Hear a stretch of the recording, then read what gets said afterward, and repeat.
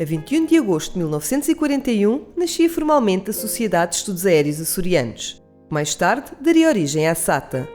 E porque recordar é viver, resgatamos 4 testemunhos que o tempo não apagou. Profissionais que ajudaram a construir a SATA e que deixaram sua marca inspiradora em colegas e passageiros que com eles tiveram felicidade de se cruzar. Embarque connosco nesta viagem ao passado. E, claro, fiquei muito surpreendido, propus a estação integrada aos meus pais, de maneira que trocamos impressões e tomei a opção de ficar na SATA, o que foi, quanto a mim, uma das decisões mais inteligentes da minha vida. Foi um tempo fabuloso, era uma família, porque éramos todos oriundos da Força Aérea, todos nos estavam bem. Nós antigamente éramos como uma família, conhecíamos os passageiros das ilhas e quando os avistávamos nós sabíamos os lugares que eles gostavam de ir e nós guardávamos os lugares, mesmo que os próprios tripulantes, éramos muito amigos dos próprios, era uma família, era pouca gente, nós fazíamos grande amizade. O meu percurso na SATA é muito simples, 29 anos na cabine, 12 anos na sede, isso tudo dá 41 anos e que se passaram no instante de 41 anos. É assim. Alguns comandantes olhavam atrás e pediam licença para descolar. Isso está a ver a beleza disto. Isto é de um encanto que as pistas eram, a manutenção era feita com um rebanho enorme de ovelhas numa quantidade considerável, que era propriedade do aeroporto. De maneira que as ovelhas eram distribuídas pelo aeroporto, pelas pistas, aliás, de acordo com as pistas a ser utilizadas. Como uma professora daqui de São Miguel, que foi colocada em São Jorge, ela chorava e tapava a cabeça para não ver o avião. E as assistentes começaram-me a dizer, eu levei-a para o cockpit, vem-me para aqui.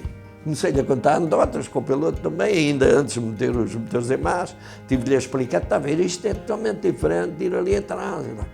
Curei a senhora, eu estou convencido que a curei, porque ela depois nunca mais entrou a chorar. E a gente convidei os outros.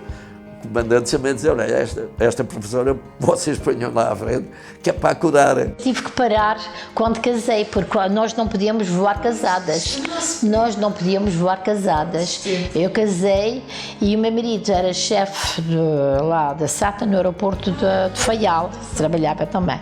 E o que é que acontece? Eu, como não pude trabalhar, fui para lá e deixei de trabalhar, tive 2 anos sem trabalhar. Entretanto, houve o 25 de Abril e os meus colegas reivindicaram, disseram, elas não têm nada que está em casa, eles gostavam, elas vão vir para trabalhar. Então fizeram a reivindicação e eu continuei, vim para São Miguel e continuei a trabalhar. Eu gostei muito pelo convívio com colegas e com passageiros. Ainda hoje,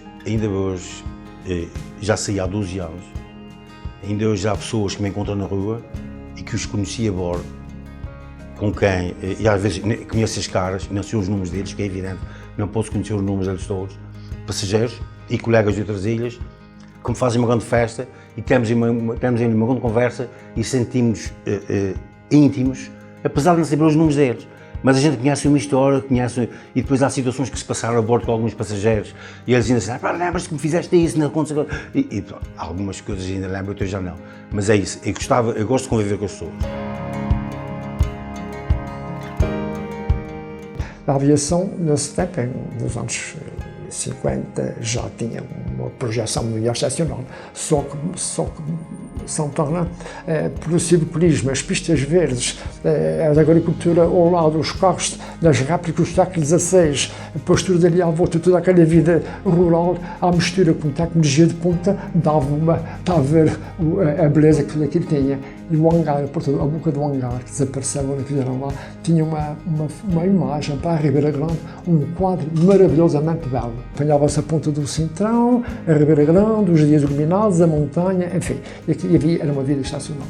Havia pessoas que vinham cá regularmente e, por acaso, quase sempre vinham de férias, viajavam sempre comigo. E, portanto, e se hoje conhecia dali, era uma grande festa, como se fôssemos amigos de longa data. Eu penso que é das melhores profissões que se pode ter. É das melhores profissões que se pode ter. Olha como eu estou agora.